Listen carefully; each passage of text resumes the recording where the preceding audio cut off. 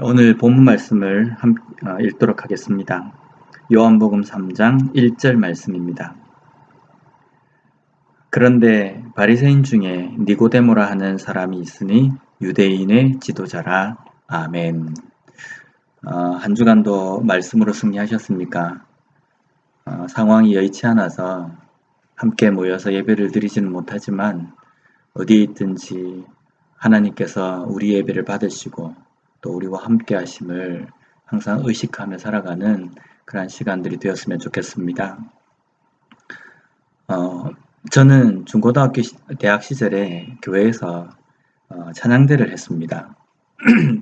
그런데 테너 파트를 제가 맡았는데 그 테너 파트에 후배가 한 명 있었는데 그 후배가 항상 찬양을 할 때 보면 음이 약간씩 처지는 겁니다.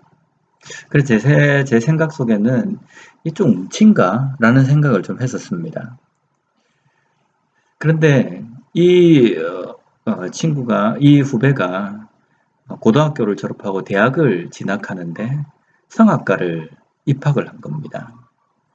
분명히 고등학교 때까지 함께 찬양대를 설 때에는 이건 성악이나 노래 부르는 것과는 조금 거리가 먼 그런 수준이었는데 성악을 전공한다는 소리를 듣고 제가 좀 놀랐습니다.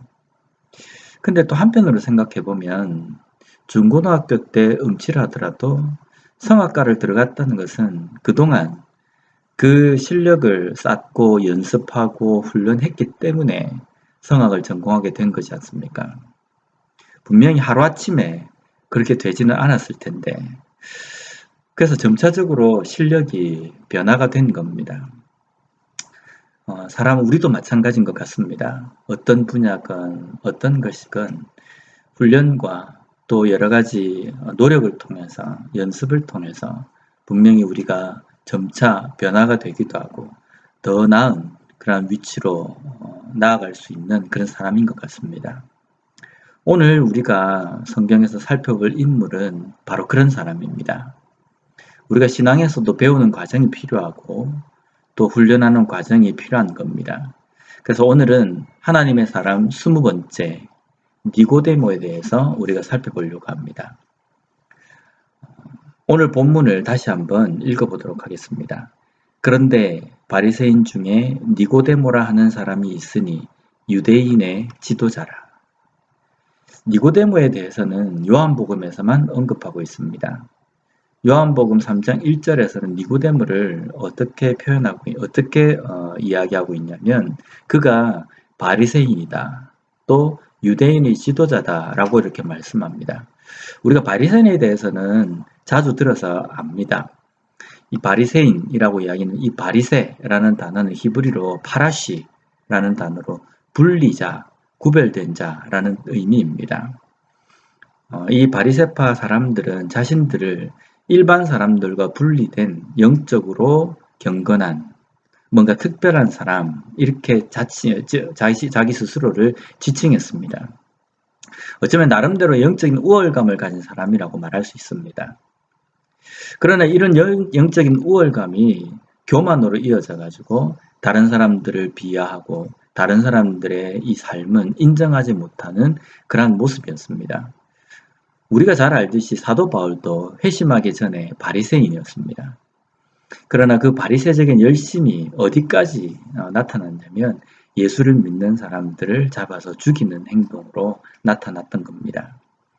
이 바리새파 사람들이 물론 나쁜 의미만으로 또 우리가 말해지진 않습니다. 그들은 세속적인 삶에서 말씀으로 경건한 삶을 살기 위해서 구별된 삶을 살려고 노력했던 사람들입니다. 원래 처음에는 이들이 외부 세력과 결탁하는 정치적 타락을 반대하여 일어난 세력이었습니다. 시작은 분명히 좋았습니다. 세속적이고 세상적인 것, 부정적인 것과 결탁하는 그런 세력들을 반대해서 일어난 나름대로 좀 경건하고 깨끗하고 또 순전하게 살아가기로 의도하는 그런 사람들의 모임이었습니다. 그런데 그것이 변질되어 가지고 예수님 당시에는 형식, 외식 이러한 것들로 가득 차 있고 삶이 가득 차 있고 그 속에는 신앙이나 믿음에 대해서는 없는 그러한 삶이었습니다. 그러니까 율법에 대해서는 아주 빠삭하게 모든 것을 다 알지만 그 율법에서 가리키고 있는 예수 그리스도에 대해서는 무지한 사람들이었습니다. 니고데모 역시도 그가 바리새인 중에 한 사람이다라는 것은 그 니고데모도 바리새인이 가지고 있는 그러한 생각과 사고로 가득 차 있는 그러한 어떤 부류의 사람이라는 것을 우리에게 말씀해주고 있는 겁니다. 또한 오늘 본문에서는 그가 유대인의 지도자라고 이렇게 말씀합니다. 여기에 지도자에 해당되는 단어가 헬라어로 아르콘이라는 단어인데요. 이 단어가 신약 성경에 자주 등장하는데 대제사장을 지칭하기도 하고 회당장이나 사내들인 의원, 또 재판관을 지칭할 때도 이 아르콘이라는 단어를 사용합니다. 원래 이 단어가 사용될 때는요, 왕이나 통치자를 가리킬 때 이 아르콘이라는 단어를 사용했습니다. 그렇기 때문에 니고데모가 유대인의 지도자였다, 유대인의 아르콘이었다라는 이 의미는 단순하게 어떤 지도자다라는 이 의미보다는 유대인들 가운데에서 유대 사회에서 막강한 권력을 가진 그러한 위치였다는 겁니다. 그래서 이 니고데모가 사내들인의 회원이었다라고 이렇게 이야기합니다. 사내들인 의원은요, 사내들인의 그 공의회의 회원들은 당시 범인을 체포하고 재판하는 권력까지도 갖고 있던 막강한 권력의 사람들이었습니다. 종교 지도자, 그 중에서도 유대인의 지도자, 바리새파 사람, 뭔가 특별한 위치에 있는 그러한 자리입니다. 근데 우리가 종교 지도자라고 이야기하면 모든 사람들이 선호하고 또 갈망합니다. 그런데 그 지도자라는 위치가 그렇게 화려한 것만은 아닙니다. 막중한 책임이 있습니다. 우리는 우리가 서 있는 자리에서 특권이나 권리를 먼저 내세울 것이 아니라 그 자리에 주어진 책임에 대해서 바로 알아야 됩니다. 좀 더 큰 범위에서 우리 그리스도인 한 사람 한 사람은 이 세상에서 리더입니다. 지도자라는 뜻입니다. 어떤 지도자냐면 영적인 지도자입니다. 우리가 영적으로 이 세상에서 모범을 보이고 세상 사람들이 하나님께서 원하시는 그 삶으로 살아갈 수 있도록 지도하고 또 이끄는 그러한 책임이 우리에게 주어졌다는 겁니다. 그렇기 때문에 우리가 나는 지도자다라고 거들먹거릴 것이 아니라 정말 내가 그러한 일을 잘 감당하고 리더로서 잘 살고 있는지를 항상 명심하고 돌아봐야 된다는 겁니다. 이러한 권력 가운데 있는 니고데모, 그의 사회적 배경이 그의 이름에도 드러납니다. 니고데모라는 게 헬라어로는 니코테모스라는 단어인데요. 이것은 승리라고 이야기하는 니케라는 단어와 백성이라는 뜻이 있는 데모스라는 단어가 합성되어 가지고 승리한 백성 또는 백성의 정복자라는 뜻입니다. 이름에서도 분명 니고데모 이러면 백성의 정복자, 승리한 백성 이런 의미가 딱 들어있기 때문에 이름도 뭐 이름일 뿐 아니라 그의 사회적인 어떤 위치 이런 것들이 어떤 위치에 있는지를 우리가 그의 이름과 또 그의 배경을 보고 우리가 알 수 있습니다. 그런데 무엇보다도 그가 당시 종교 지도자였다, 바리새인이었다라는 것은요, 그의 삶이 어땠을까 우리가 짐작할 수 있지 않습니까? 왜냐하면 예수님 당시에 종교 지도자 바리새인들은 어떤 삶이었습니까? 말씀을 가르치고 일반 백성들에게 하나님의 뜻을 알려줘야 되는데 제대로 그 기능을 하지 못했습니다. 지도자가 타락했기 때문에 백성들도 타락하는 겁니다. 그러니까 총체적인 난국으로 모든 영적인 상태가 엉망진창이었던 시대입니다. 그 시대에 그 영적인 그러한 침체의 시기에 책임이 누구에게 있느냐? 바로 이 바리새파 사람들과 이 영적 지도자에게 책임이 있다는 겁니다. 그러한 공동체, 그러한 부류에 속한 니고데모라는 사람이 어느 날 예수님에게 찾아옵니다. 요한복음 3장 2절 말씀을 보면요. 그가 밤에 예수께 와서 이르되 랍비여 우리가 당신은 하나님께로부터 오신 선생인 줄 아나이다. 하나님이 함께 하시지 아니하시면 당신이 행하시는 이 표적을 아무도 할 수 없음이니이다. 여기 보면 니고데모가 밤에 예수께 왔다라는 문구가 나옵니다. 이 문구를 통해서 어떻게 우리가 많이 해석을 하냐면요. 사람들의 수많은 눈을 피해서 은밀하게 예수님을 찾아왔다라고 이렇게 해석합니다. 이 니고데모가 사람들의 눈을 피해서 은밀하게 예수님을 밤에 찾아와야 되는 이유가 무엇이겠습니까? 예수님에 대해서 반대하고 예수님에 대해서 인정하지 못하기 때문에 따지기 위해서 왔다고 한다면요. 낮에 올 수 있는 겁니다. 한번 생각해 보십시오. 니고데모가 낮에 예수님께 와서 예수님께 말씀에 대해서 율법에 대해서 쭉 이야기하고 그래서 예수님과 언쟁을 벌여서 만약에 자기가 그 말로서 승리를 했다고 한다면 낮에 수많은 사람들 앞에서 자기의 위치, 자기의 영적인 어떤 것을 과시할 수도 있고 충분히 칭찬받을 수 있는 그런 상황이었을 겁니다.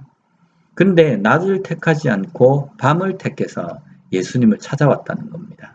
왜 그랬겠습니까? 저는 이 행동에 대해서 그가 예수님에 대해서 반감을 가지고 따지기 위한 마음보다는 정말 무언지 모르지만은 진정한 진리에 대해서 알고자 하는 욕구가 그의 마음 가운데 더 강했다고 봅니다.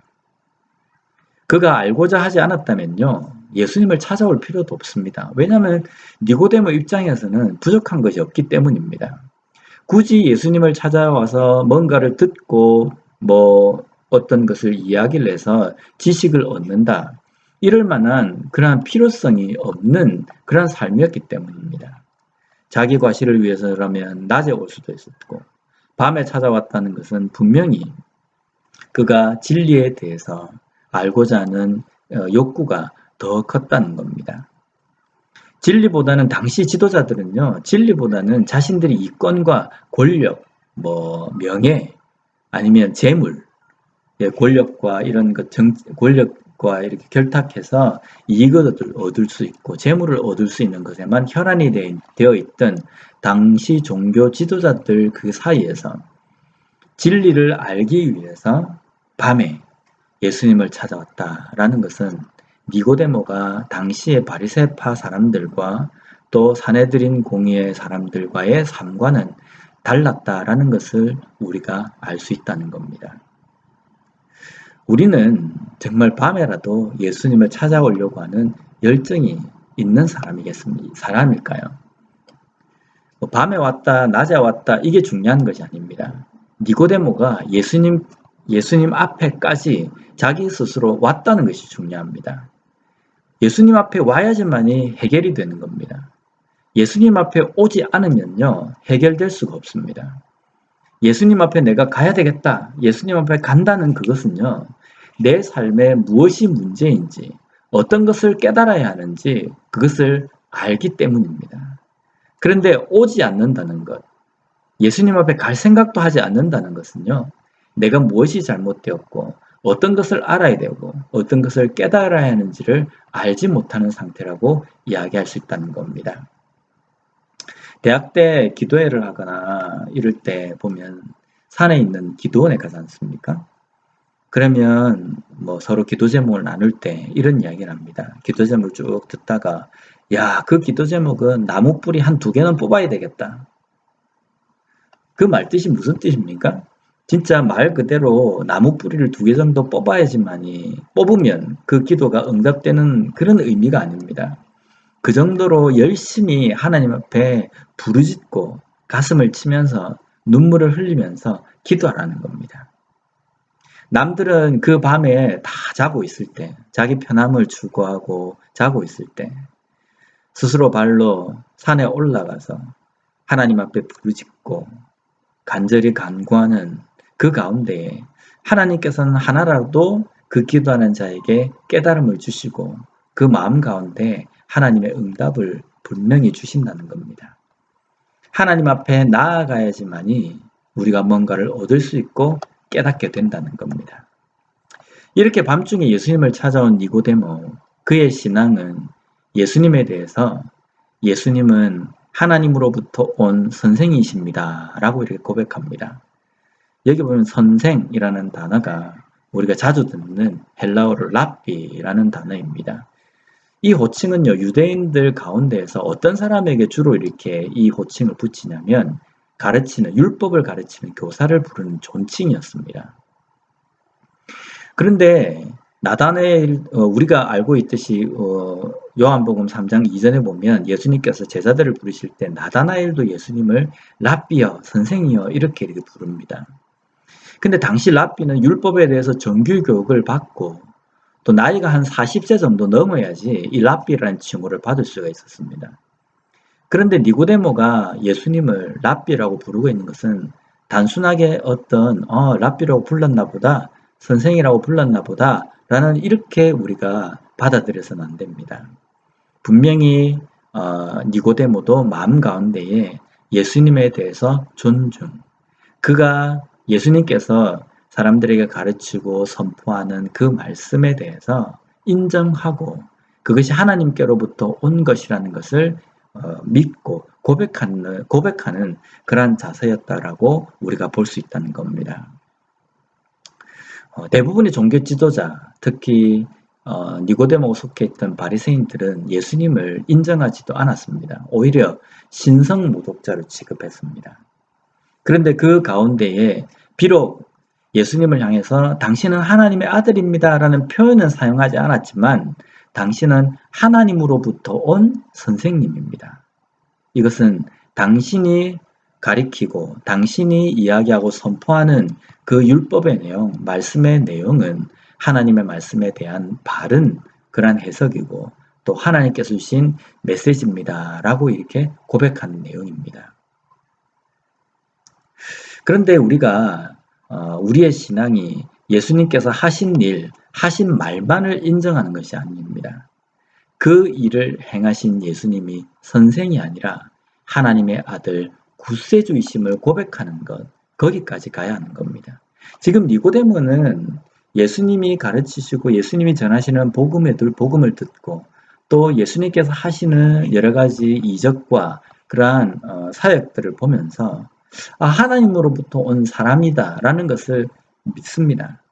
그런데 예수님을 보면서 정말 하나님의 아들, 구약에 예언되어 있는 메시아, 그리스도이시다 라는 그 고백까지는 가지 않았을 뿐이라는 겁니다.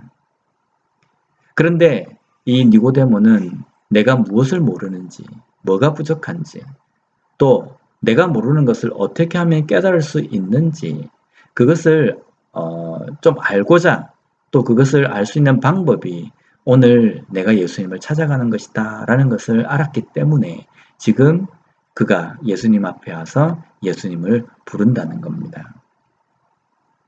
내가 알아야 하고 내가 깨닫기 위해서 뭔가를 하려고 합니다. 기도를 하거나 말씀을 주야로 묵상하든지 그렇게 합니다. 그런데 기도도 하지 않고 말씀을 주야로 묵상하지 않는다는 것은요.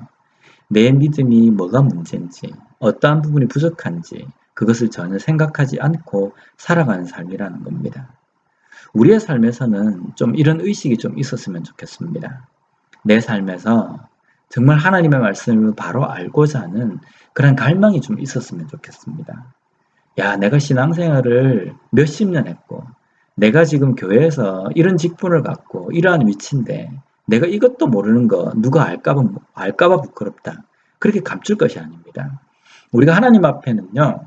무엇을 완벽하게 알 수 있고 완벽한 그러한 위치는 아닙니다. 항상 우리는 하나님 앞에 부족함을 고백하고 그 부족함을 하나님의 뜻 가운데에 하나님께서 채워달라고 항상 기도하며 몸부림치는 그러한 삶을 살아야 된다는 겁니다. 그래서 많은 종교 지도자들은 자신들의 무지와 부족을 깨닫지 못했기 때문에 그 밤에 예수님을 찾으려고도 하지 않았습니다. 그런데 니고데모는 그것을 알았기 때문에 남들이 다 자는 밤중에라도 일어나서 예수님을 찾아온 겁니다. 우리도 마찬가지입니다.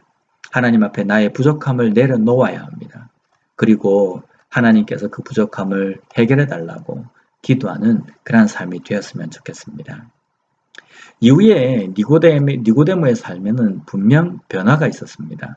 요한복음 7장 45절에서 52절 말씀 좀 긴데 제가 한번 읽어보겠습니다.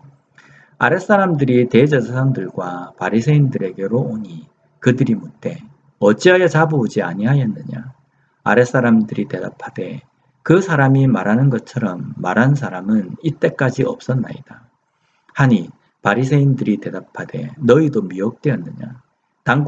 당국자들이나 바리새인 중에 그를 믿는 자가 있느냐. 율법을 알지 못하는 이 무리는 저주를 받은 자로다. 그 중에 한 사람 곧 전에 예수께 왔던 니고데모가 그들에게 말하되 우리 율법은 사람의 말을 듣고 그 행한 것을 알기 전에 심판하느냐. 그들이 대답하여 이르되 너도 갈릴리에서 왔느냐. 찾아보라. 갈릴리에서는 선지자가 나지 못하느니라 하였더라. 대제사장들과 바리새인들이 예수님을 잡아라고 그들이 하수 아래 사람들에게 명령을 내립니다. 그런데 잡으러 간 사람들이 빈손으로 옵니다. 그리고 그 위에 대해서 지금까지 예수님처럼 말하고 가르친 사람은 없었습니다. 라고 말합니다. 그러자 사내들인 공의의 이 사람들이 그들도 또한 물들었다라고 표현합니다. 그리고 율법을 모르는 자는 저주를 받을지어다 라고 이렇게 이야기하기도 합니다. 그럴 때 니고데모가 적극적으로 나서서 예수님을 변호하는 발언을 한다는 겁니다. 지금 사내들인 공회원 사람들은 예수님에 대해서 선입견에 사로잡혀서 율법을 모르는 자, 저주를 받을 자라고 이렇게 말합니다. 그러나 그런 가운데 니고데모는 그들이 정확한 율법의 기준에 맞는 판결을 내리지 않는 것에 대해서 말하고 있습니다. 예수를 믿는 사람에 대해서 불이익을 받게 되는 그 당시의 상황에서 예수님에 대해서 적극 변호를 하고 있는 니고데모의 모습은 한밤에 예수님을 찾아가서 예수님을 향해서 당신은 하나님으로부터 온 선생님입니다. 라는 그 믿음의 단계보다는 분명 더 성장하고 더 자라있는 그런 상태라고 우리가 말할 수 있다는 겁니다. 그런 니고데모의 모습 가운데에서 우리는 그가 복음에 대해서 말씀에 대해서 깨닫고 또 점점점 자라고 있다는 것을 알 수 있다는 겁니다. 그리고 그는 예수님의 십자가 사역 이후에도 비슷한 행동을 보입니다. 요한복음 19장 39절 말씀을 보면요. 일찍이 예수께 밤에 찾아왔던 니고데모도 몰약과 침향 섞은 것을 100리트라쯤 가지고 온지라 예수님의 장례에 함께 참여합니다. 분명 그 당시에는 예수님과 연관되었다고 한다면 분명 불이익을 당하고 가까이 있던 제자 베드로마저도 예수님을 3번이나 저주하고 부인하고 또 제자들도 다 도망갔던 그 상황 가운데서 니고데모는 예수님의 그 장례도 함께 참여했다는 겁니다. 예수님께서 구원하신 사역은 완성된 확실한 것이지만 그에 대한 우리의 믿음은 되어져가는 과정입니다. 그렇기 때문에 다 이루었다라고 자만할 수 없습니다. 되어져가는 상황이기 때문에 항상 표대를 향해서 달려가는 삶이 되어야 합니다. 고린도전서 10장 12절 말씀을 보면요. 그런즉 선줄로 생각하는 자는 넘어질까 조심하라. 그리고 넘어졌다고 절망하고 포기하지 말아야 합니다. 하나님 앞에 엎드릴 때에 하나님은 우리를 세워주시고 우리로 하여금 다시금 일어설 수 있도록 힘을 주십니다. 니고데모는 선줄로 생각하지 않았기 때문에 한밤중에 예수님을 찾아옵니다.